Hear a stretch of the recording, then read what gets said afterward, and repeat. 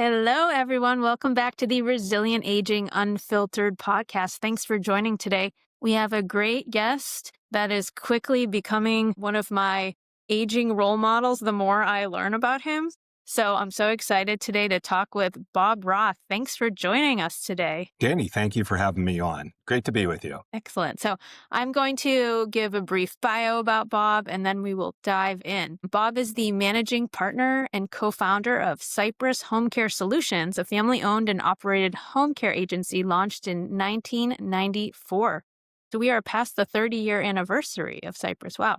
So that was after Bob, his father, and brothers cared for his mother, Joan. That deeply personal caregiving journey inspired a lifelong mission to provide compassionate, high-quality home care for others navigating similar paths. With more than 40 years of experience spanning consumer products, healthcare, and technology, Bob brings strategic vision and operational excellence to the home care industry.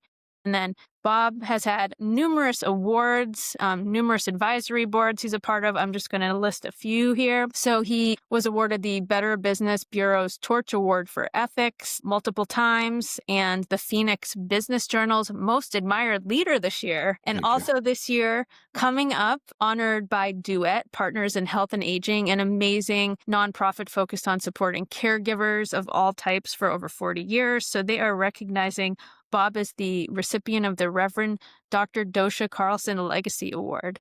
Wow. And the list goes on. And so he also has had a kind of one of the sort of OG podcasters, has had a radio show for many years called Health Futures Taking Stock in You on Money Radio, and now transitioned that into a podcast. And then he also writes a column for Aging Today for the Jewish News of Greater Phoenix. And the list goes on. Well, wow. Thank you. This is amazing. Well, it almost sounds like I'm attending my own funeral.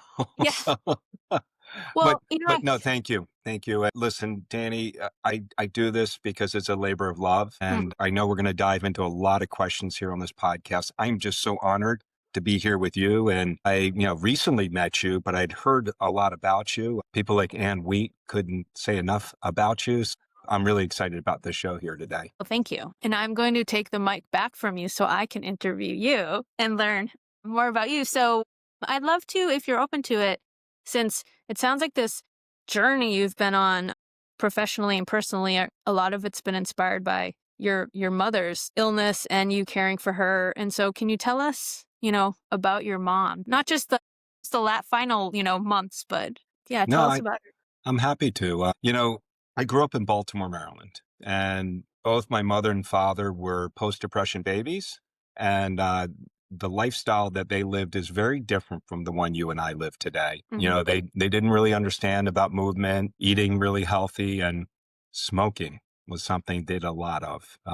Both parents smoked, probably 2 packs a day. And, mom at 48 years old, she was really the center of the universe in our family. Everything evolved around her. She was very extroverted, and mom and dad had a ton of friends, but she was the one that made the plans. And we always had parties at our house, and they were very involved. And dad, he worked really hard and played really hard. So January 2nd, after spending nearly a week in Atlantic City with both my parents and my brothers, I was a young lad, just started to work for the Quaker Oats Company in my consumer product goods journey. And I mean, literally was only in the job for about 6-7 months. January 2nd, January 1st, I went back up to Boston where I lived, and my brothers, who both lived in Florida, went back to Baltimore before going to Florida. And on January 2nd, mom had a massive heart attack. And it wasn't just one, it was multiples. And she ended up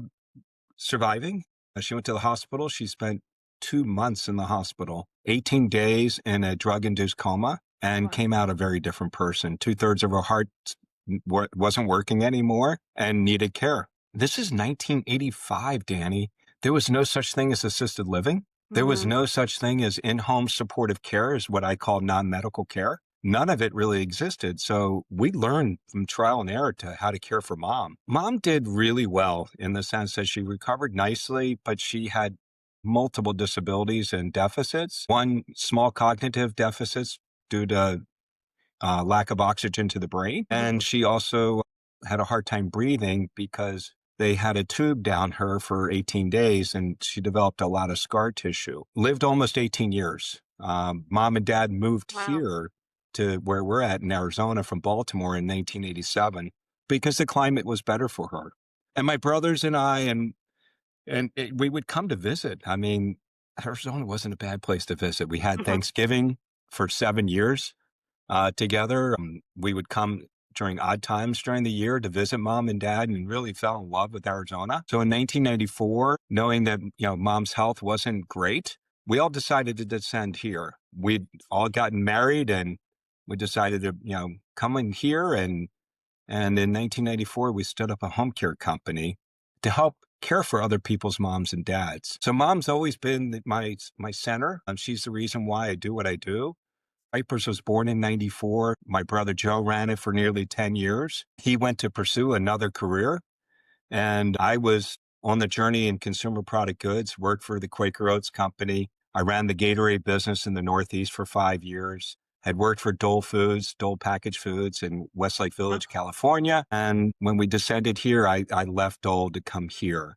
I worked here for a frozen dessert company and I had a consulting practice. And my dad and my wife said, "Oh, you would be great at this thing called home care." And my brother Joe had been running it for, like I said, 10 years. And it was an enterprise that was owned by my brothers and I and my dad. So, we shared that ownership and I jumped in. And 3 weeks after I jumped in, I told my dad I needed to resign my consulting client and do this full time. And I've been doing this full time. And what I set up here, the name of the company was Cypress Staffing Services. And because of my consumer product goods background, I understand messaging and branding. So I rebranded the company.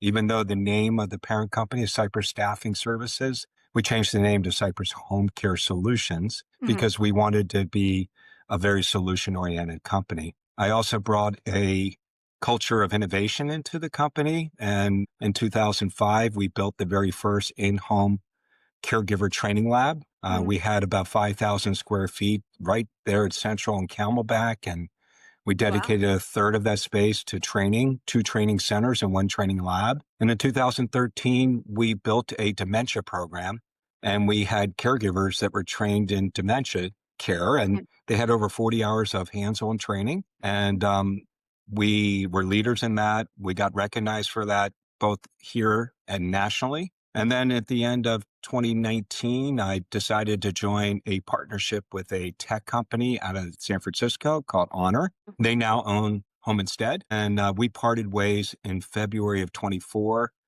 amicably, I'll Mhm. say, but it just wasn't working for me. And Mhm. I took back Cypress in full control February 24, and I've been Wow. having a lot of fun since. We're trying to reimagine care. And honestly, Dani, I mean, I don't think there's a bigger problem to solve Yeah. right now in our society today is on how we're going to care for this aging population. And I know you know the data, and the data really points to Mm. this is a severe problem that we're not ready for. And it's something that our government has been kicking the can down the road for way too long. And now we're seeing what it's doing to these families. And I get a front row seat, as I know you do. Mm. I'm usually in the home and the central nervous system of the home is the kitchen or it's the family room. And we sit down and we talk about how we're going to provide care for the loved one that is aging or dealing with a diagnosis or an injury. And these are challenging conversations that we're having, but love what I do. And I think that our best days are ahead of us. I really do. I think home care has a special place. And Dani, I see a world where home is going to be the center of care. We're already doing hospital at home. We're doing diagnostic testing at home. We're doing, home health at home. We're, doing a lot. Concierge physicians are coming home. Mhm. I just don't see us as a society building more assisted living, more skilled nursing. If people want to be home, we should give them that right. Wow. Beautifully stated. And Thank what you. a story. What a journey. So it comes through so clearly about the creation of your business and how that was inspired by your experience with your mother. And uh, I guess what I started thinking about was the business of home care and of senior care support services and how, you're winning ethics awards. And even myself as an Alzheimer's specialist and trying to refer people and knowing companies are legitimate and they're, vetted and they're continuing to stay up on things. What is my question in here? Like, how do you see the evolution of the field, and how can we make it so everyone feels like they're really going to be getting something quality? Well, I think I know your question, and you know what? It's really hard here in Arizona, and Yeah. every single state is very different. So, Hmm. for our listeners and viewers here today, the state of Arizona is an unlicensed state. So we are not licensed. There's no registration. There are about 20 states that are unlicensed, and ours is one of them. Mm-hmm. I don't know if I put it in the bio, but, in 2014, I was successful in getting a bill passed that Governor Doug Ducey signed. And that was basically, it was a disclosure bill. We wanted more, but really disclosing to the consumer how to engage, how to disengage, what's the difference between independent contractors and employer-based home care agencies, all of the stuff that, we deal with every day. And getting that passed was it was really big in this state, because this is a very unregulated state, but it doesn't really have enough teeth in it. There's no real big consequences. I've learned from spending time down at the legislature, your best bills don't usually come out first. You get a bill, and then, it'll evolve. It's been over 10 years. It's at least something. But for Hmm. Cypress, we hold the bar really high. I mean, I will tell you, I had all three of my daughters work in the business, and every single one of my team members knows that the caregiver that we hire needs to keep up the standard, the bar that we would want for our own parents. And when I talk about the daughters, I mean, I'm not going to send a caregiver into a client that is going to be undesirable, maybe in a really bad area. I mean, it's really hard because we have some complex conditions that some of our clients are in. And the last thing I want to do is put a caregiver in a situation where they don't have the skills Hmm. and they may be put in harm's way. So, it's really the matching between the caregiver and the client. And there's a lot that goes into that because you want to make a good fit. Dani, I'll describe it this way. And I know you're of a younger generation than I am, but I will tell you that when I turned 16, and everyone in my year that turned 16, we went down to the Department of Motor Vehicles to go get our driver's license. And it pains me to see that almost 40% of the kids today do not get their driver's license on their birthdays. But I will tell you, this generation, and we are dealing with a generational shift, and you probably see this in your practice. So the clients that we were serving 30 years ago were clients that were of the silent and GI generation. And the clients here we are serving 30 years later are boomers. And boomers are treating care very differently than that last generation. So, when a caregiver, or should I say a care recipient, opens up the door to a caregiver, they open up their life to them. And it's really important to know who that person is coming in the door. And, I know I'm bouncing around here a little bit, but you talked about the Business Ethics Award, the Torch Award for Better Business Bureau. Because we don't have regulation here in the state, that really is the only watchdog we have.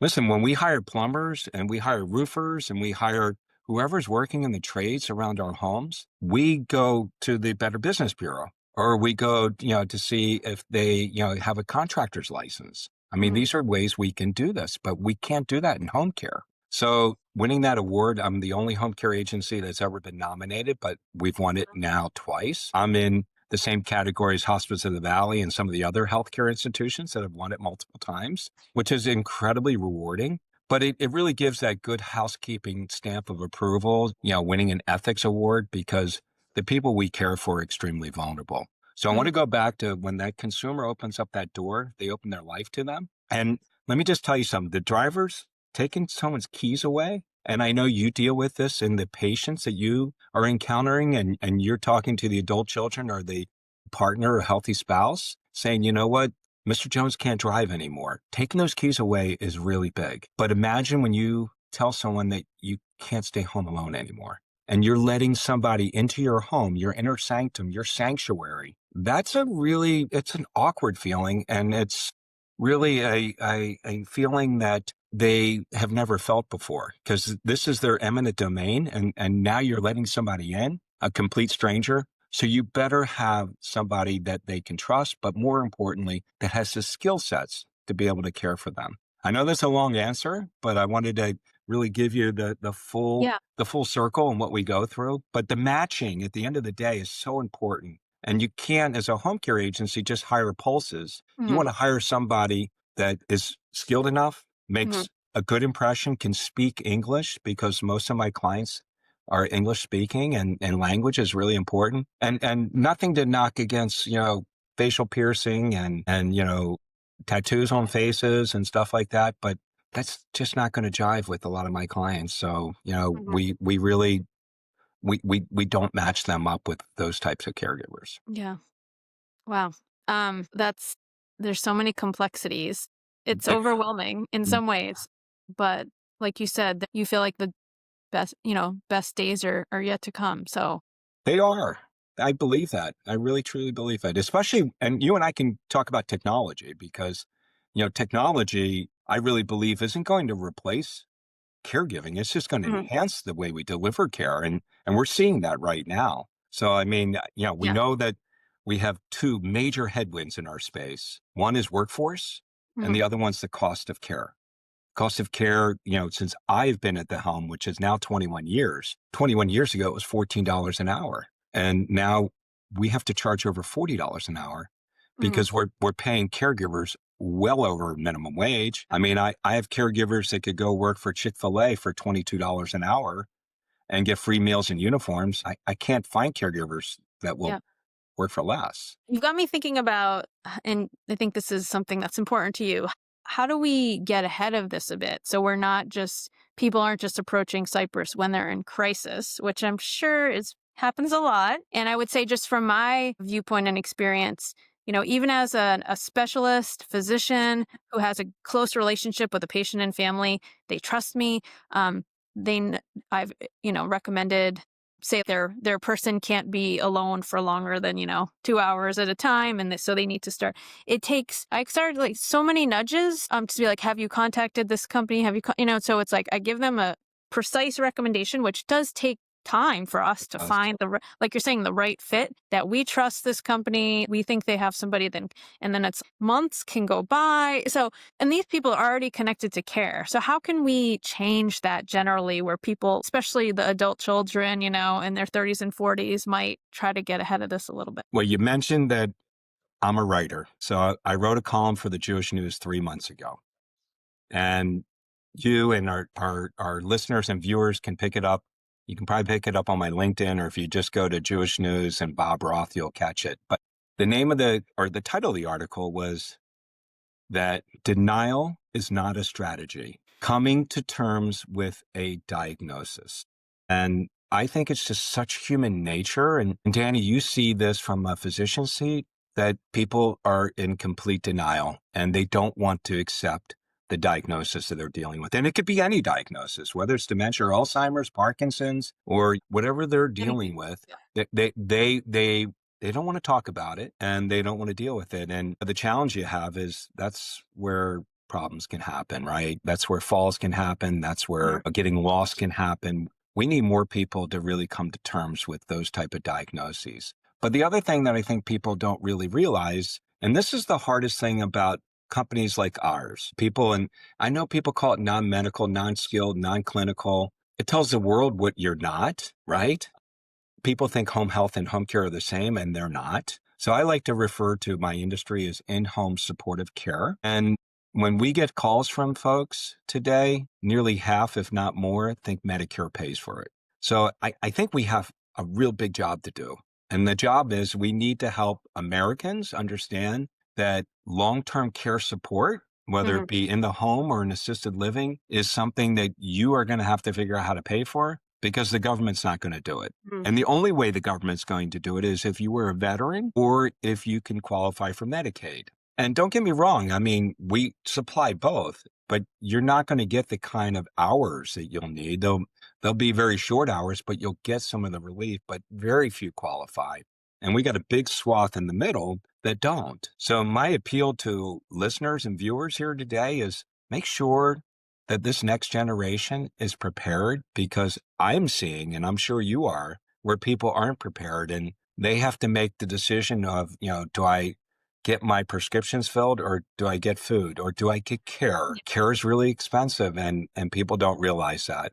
And then, people think home health and home care are the same, and they'll have a physician order and say that, hey, call this company, and they'll call us and oh, the doctor said that Medicare pays for this. And I'm like, I'm sorry, but Medicare doesn't. Yeah. And that's a big thing for us to overcome. Us as agencies, because we have to break the bad news to them, but consumers as well. We're confused about a lot of things. Even still, many don't know what hospice and palliative medicine really is. They think hospice is always a building, and that's not The place, right? Yeah. It's a so it's concept. It's yeah. a con- But it's so common that patients and people need these things. By the way, I just saw a great piece, Huh. and I'm happy to share it with you. John Oliver did a piece, I think it was 2 nights ago, on Medicare Advantage. Great. Oh my gosh. I mean, it will blow you away about Wow. Medicare Advantage. And I don't want to take the time to criticize our for-profit insurance companies that are peddling Medicare Advantage, but oh my gosh, it is really good, Dani. You definitely have to watch it. Yeah. Please share that. So you had me thinking about there's such the whole longevity phenomenon, and now Alzheimer's prevention is a big thing, and people are shelling out tens of thousands of dollars, like, a 40-year-old to do all these things that, frankly, we don't have evidence, and the common sense healthy lifestyle is the way to go, honestly. But then you got me thinking, well, actually, maybe at 40, devote like a few $1,000s to starting to prep for when you're 80 and you're trying to become not desolate because of your care needs. And yes, we don't know, we're hedging our bets, but isn't that all the investment and time and money into this other stuff is equally, or more, it's more important to, plan in that way for practical needs. So Yeah. No, I know what you're saying. And what makes things even more complicated for us is that 1/3 of our population, 65 and older, is what we call solo aging. They're aging alone. Mm. And that's in the general public. And then when you look at these independent and assisted living communities, it's over 70%. Wow. And it's really hard. Yeah. I don't know if Dr. Allison Parents.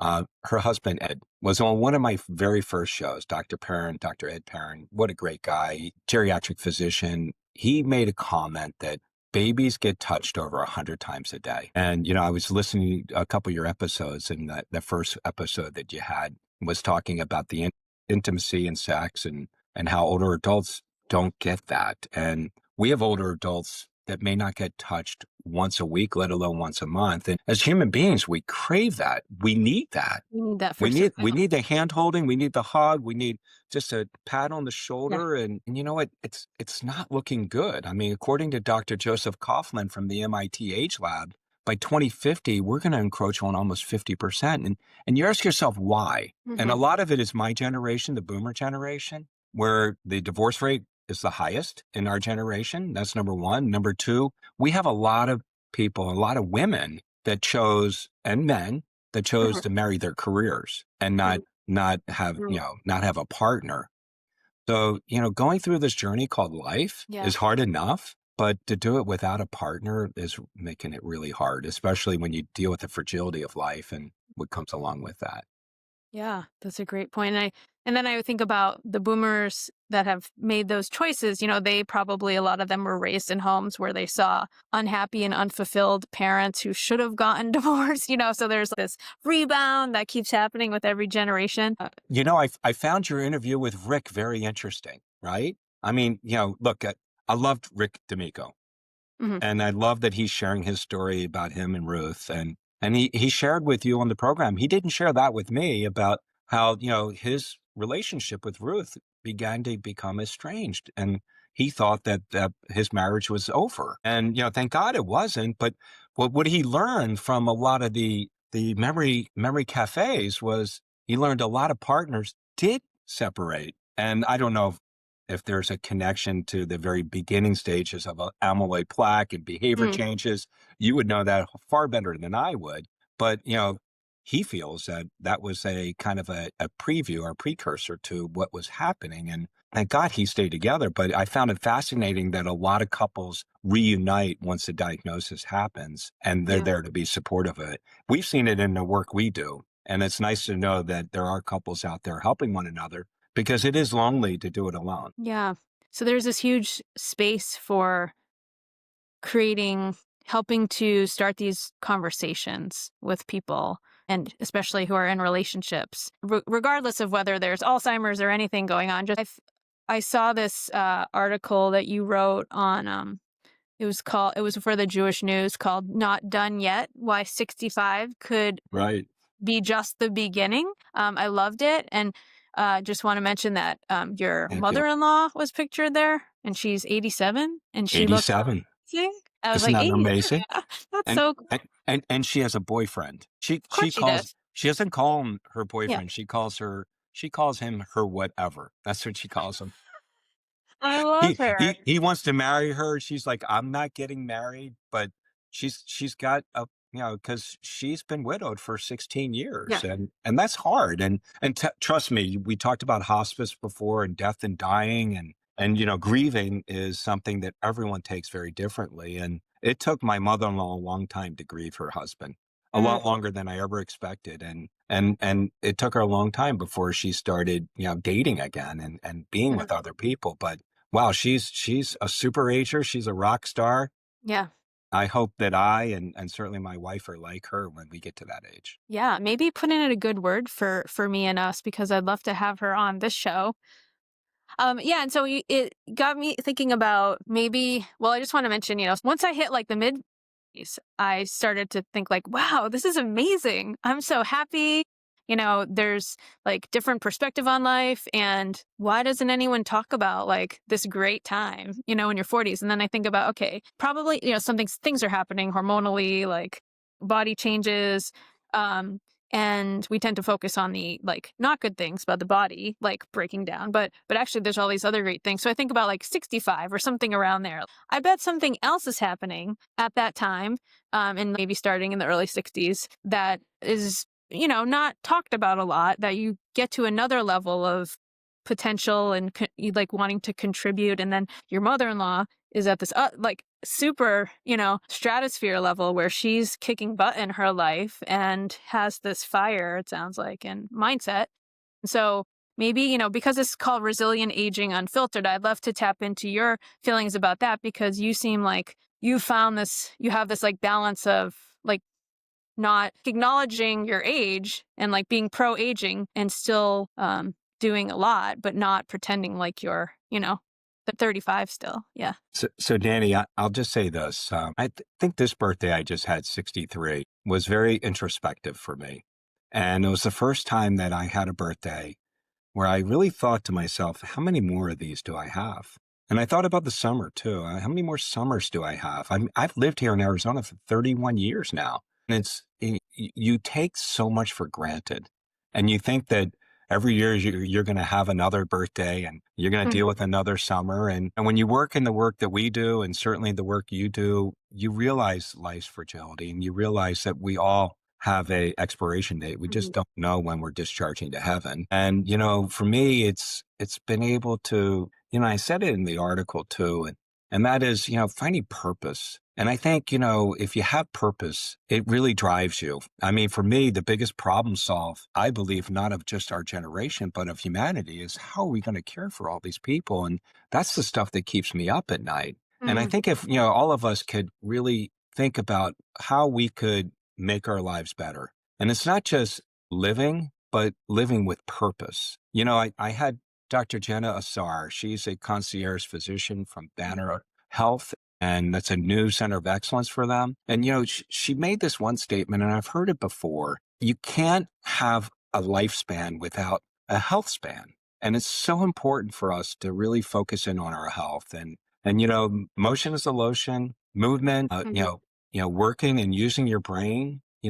Danny, I have a client, and it's the oldest client our agency's ever had. And next month, she celebrates 108 years old. Wow. She does the New York Times crossword puzzle every day. She does Wordle, and she does these other games. I mean, her daughter who's in her 80s can't keep up with her. And you know, it's funny because I went and I was there for celebrating her 107th birthday. And typically, I'll always ask my clients for permission to give them a hug. And I asked her for a hug, and I gave her a hug, and she gave me a big hug back. And I'll never forget walking out with my care services coordinator. And I said, "Oh, she's not going anywhere anytime soon." And she said, "What do you mean?" I said, "I'm used to hugging people in their 90s, and I've hugged people in their early hundreds. Mhm. And it's usually bony, you know, and Yeah. there's not a Yeah. whole lot. She had a lot, and Wow. she gave me a big squeeze, and I'm just like, you know, you and I both know the biggest challenge we run with older adults is eating, and Mm, she's still doing a really good job of eating, and she's very feisty and independent. She only gets 40 hours of care a week, and she's solo aging, and how she's able to do it, I really believe is she works this yeah. and she's just completely engaged with anyone that's in her company. And I think, you know, at the end of the day, I think we all need to have purpose. Mhm. And you know, that concept of retirement, and that's what my dad strived for. And you know, I'll talk about my dad in a second, but my dad retired at 53 years old. And Wow. he retired at 53 because one, he was very successful in business and amassed a certain amount of wealth that he felt comfortable in retiring. But that was the mindset of that generation was you work till you retire and then you get to enjoy life. And I'm here to say, and you see it too, where people do that and then they get this terminal diagnosis and then they never get to enjoy Yeah. life. It's really all about that work-life balance. But for me, it's about having purpose. And for me, Bob Roth, I don't think there's any greater purpose than us figuring out how to care for our aging population. And that's the stuff that keeps me up at night. Wow. Beautiful. I'm curious, what's your personal staying vibrant regimen? Yoga. I found Okay. yoga. Nice. Yeah. And you know what? I don't mind being self-deprecating because I do it on my radio show and podcast. I have a curve in my spine, 60 degrees. And you would Wow. never know because I'd mask it very well. And I did not know about it till I was 17 years old. And I injured my shoulder playing lacrosse and got a scan of my shoulder and they caught my back. So I've been aging really well, but I also know that I've got this deficit, if you would. So, you know, lifting heavy weights isn't in my game. Running doesn't really work for me, and my doctor told me to stop running. But yoga is amazing. I mean, it is giving me mind, body, and spirit flexibility. My back doctor said, you know, stretching and yoga would be really good for me. There's some weeks where I'm doing it 4 or 5 times a week, and others I don't do it enough, but I get a lot out of that. And it's hard to believe that little mat that are on can Yeah. kick your butt. I mean, Yeah. really kick. And you see people all around you getting into these poses and you're trying to Yeah. get into those poses. But honestly, Dani, when I'm on that mat, I probably do somewhere between 100 and 150 push-ups during a yoga class. Because if I'm going to get down that low, I'm Yeah. going to make it worthwhile. Wow. And I'll do some crunches too, beside the poses. But that's really been my jam. I play Wow. tennis with my wife and I walk my dog every morning. This morning we went 3 miles. It's been a Mhm. little harder these days because it's darker later and it's Mhm. a little chilly out. You know, we live in a desert and there's some nocturnal beasts, so I don't really feel good about walking my dog with coyotes and Yeah. javelinas and For sure. everything Thank else you. around.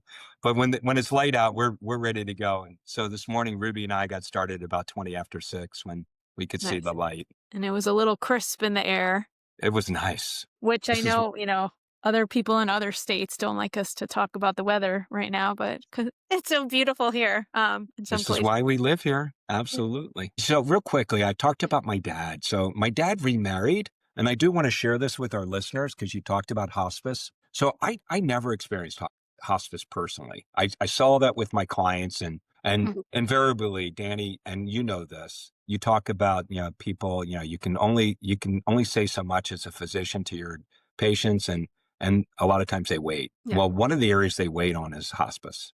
They Mhm. always wait on hospice. And they don't want to talk about the Grim Reaper coming in. Shh, don't tell my wife or don't tell my husband that we're talking about hospice. I mean, he'll give up or she'll give up. No, it's the complete opposite. Yeah. So my stepmother back in 2021, got diagnosed with small non non-cell lung cancer. And I only know this from reading up on it and talking to others. Typically, when you get diagnosed with that, it's already metastasized in other places. She lived 50 days from diagnosis Wow. to death and went really fast. And it really crushed my dad. She was about 11 years younger than he was. She was his caregiver and she was in good health. And all of a sudden, he Mm. went. That was my first experience with hospice. Wow, I was blown away. I would just the comfort, the nurses, the social workers, the Yeah. CNAs, they all came by, just made it so easy for us and made it so comforting for us. And for our listeners and viewers, I mean, please, hospice is okay. It's not a bad term. It's not a bad thing. You get so much with it and you're entitled to this if you are Medicare eligible. I mean, all this stuff comes free. I mean, you need a hospital bed? Make a phone call. They'll get you a hospital bed. Whatever you need. You want a spiritual leader to come see you? You'll get that. You want someone to play a harp or a music? You want to get pet therapy? All of that. And this isn't intended to be a promotion for hospice. It's Hmm. more of an education. And literally a year and a half later, my dad, his health declined. And I'm sure Mm. you've seen this before, but my dad was informed, because of Cypress. And I have a close relationship with Hospice in the Valley, and I do this crazy radio show. And I've had Linsu Flood on. I've had her on probably a half a dozen or more times. And dad has been on the show with me with her. So in September of 22, September of 22, he was in the hospital. And I'll never forget, we were driving back to his home when he got discharged. And he looked at me, he said, I don't want to ever go back there. And I said, why, Dad? And he goes, because every time I come out, I'm still broken. And I Mm. said, so what do you want to do? And he goes, I want to be on hospice. He gave me the best gift anyone could ever get. I didn't even have to have the conversation with them. And he passed because of congestive heart failure. But I will tell you, I remember sitting down with the doctor from Hospice of the Valley and saying, okay, what's this look like? I mean, I'm a guy, I want to map this out. Yeah. When do you think this thing will take place? How much more time do I have with him? And he said, I don't know. And I said, what do you mean? You're supposed to know. And he goes, your father has CHF and congestive heart failure. The only thing I can tell you about it, when it makes a turn, it goes fast. And he was so right. It went so fast, but the help that he got was amazing. So I got to experience it not only with my mom, literally 23 years ago, now that she's passed. And that wasn't hospice, but just, caring for her and dealing with death and dying. And then I got to see and experience hospice with both my stepmother and my father. And what a great experience that was. Wow. Be able to have those conversations with your father while he's alive, when most of us wish we could have had those. It's It so was a beautiful. gift. Yeah. He gave me such a gift. I mean, I wanted to have that conversation with him, but he made that decision. And the same thing with his wife, Maddie. I wanted to have that conversation with her. And, Mm. they were trying all these treatments on her. And, Yeah. chemotherapy landed her back into the hospital. And I'll never forget coming in. This was during, one of the Omicrons or whatever during COVID. And unfortunately, I have a nice friendship with the Honor Health Foundation, and they were limiting visitors and they let me in at 7:30 at night. I'll never forget, Susie, my wife, said, bring her a vanilla milkshake from McDonald's. She'll love that. So I walked into her room and she gave me this big greeting. Bobby, and I'm like, I got something for you. And I'll never forget sitting down with her and she goes, hospice was just here. And I said, oh, Maddie. And she goes, oh, not to worry. I signed up. And I said, I'm so sorry. And she goes, don't be sorry. I mean, she faced death with such dignity and Mhm. confidence, and she was okay with it. And she said, she goes, Bobby, she goes, I lived a great life. And then she reached out and grabbed my hand. She goes, I lived two great lives. I lived a life before your dad, and then I lived a life with your dad. And I'm Right. Right. perfectly fine with this. And literally, that was less than a week. I mean, she went in less than a week. She went on her terms. Yeah. That's amazing. I think a lot of the people who are dealing with the illness, the terminal illness, more of them actually want to have those conversations, and they're trying to protect their loved ones. And the loved ones, it's actually their own fear and denial, maybe, or discomfort with talking about it. So that's something that I'm so passionate about with Brain Love. And how do we create safe space to start these conversations? and not push them on people, but like it seems like you were inviting that with your father for years, having him on the radio show, and so he was lucky to know that you were so open and receptive to that, and we could all just have that awareness that more people and the therapeutic nature of talking about these things, and it ripples on after the person dies for Well, sure. we talked about a couple of things here today. I mean, first and foremost, the long-term care support, right? Hmm. That you need to be ready and Yeah. you need to have access to funds to be able to pay for it because you're not going to be able to get into assisted living or get care in the home unless you can pay for that because the government doesn't. Yeah. And there are no plans for that. And then the second thing is what you said. I mean, people think hospice is a place. And I'll never forget having Susan Levine on my show. Used to be Hmm. the person that ran Hospice of the Valley, and she did a great job of explaining how it's a concept. It's not a place. 98 to 99% of people do die at home. They Yeah. don't die in a hospital or an inpatient facility. And it's such a beautiful thing when you can be there to administer that and do that in the home. And Mhm. it pains me, just so you know, Dani, when I've seen clients of mine, especially when families, and it particularly happened with a neighbor, where the children who didn't even live there anymore, they lived out of state, but they were creeped out by the fact that their dad might die in their home, their house that they grew up in. And Mhm. he ended up going to an inpatient unit. It's okay to die at home. I mean, that's to me, that's dying with dignity. And we should make that experience a whole lot better. And we need to talk about hospice. We need to talk about long-term care support. We need to talk about aging. And Yeah. just like that article I wrote, you know, denial is not a strategy. I mean, Mhm. we need to come to terms with a diagnosis and really lay out a plan. And if there's anything that I hope people take away from our encounter here, our podcast here today, is to be more accepting of that and really plan these things out. I love that as the final words of wisdom. Is there anything else that you wanted to share? Especially, I would love for us to learn where to find you, Cypress Home Care. Thank you. And that's our website is cypresshomecare.com. Link into me. Please do that. As Dani shared, I like to share a lot of information, not just about Cypress, but about aging services and the resources that are out there. We talked just a little bit about technology. And while technology isn't going to replace humans, and let's not forget, technology, is really a tool. It's people that make things happen, and we're learning and drinking from a fire hose. So I'm writing a lot about that. Check out my podcast, Health Futures, and really speaking about brain love. I will tell you, I want to learn. I'm leaning in. Dani, I would love to learn about brain love. So I want to Yeah. have you on Health Futures so you can share that with us. I got a chance to look at your bio. It's very impressive what you've done and really how you've created this entity to really help people through this journey that they're going through, this journey called life. Thank you. Thank you. I would love to be on your show, and we will list all of your links and everything in the show notes. So please, everybody, connect with Bob. And And just know we're solutions oriented companies. I may not be the solution for you, but 31 years, the company has these resources, Mhm. so if whatever you need, I can really help you navigate. And trust me, I mean, this, it's a crisis and people don't have the time to do the research. So if they're not coming to you, Dani, please come to me. I'll be able to really navigate you and Yeah, Sherpa you to the right solution that you really need to have. love that. Love it. Everyone needs that shirt. Sure.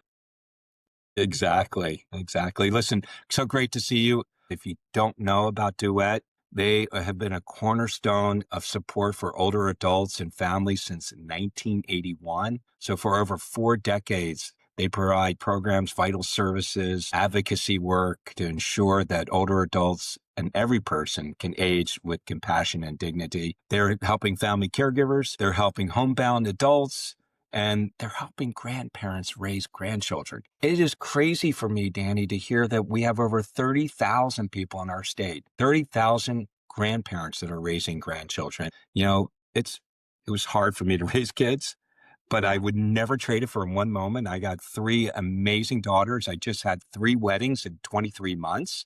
And that's a lot, but I mean, my cup is full. and I'm very blessed. But I will tell you that if I had to raise a child today, I would need help. I don't have the skills or the tools or the stamina to be able to help to do that. And this is something that Duet does. They help They're amazing. grandparents raising Yeah. grandchildren. We'll include that link as well. Wonderful. Well, thank you everyone for joining today. Please like, subscribe, rate, and review. If you want to learn more about Brain Love, our holistic medical approach to Alzheimer's and related diseases, check out mybrainlove.com. And please feel free to email me or message me anytime. So everybody, stay resilient. I love it. Thank you. Thank you.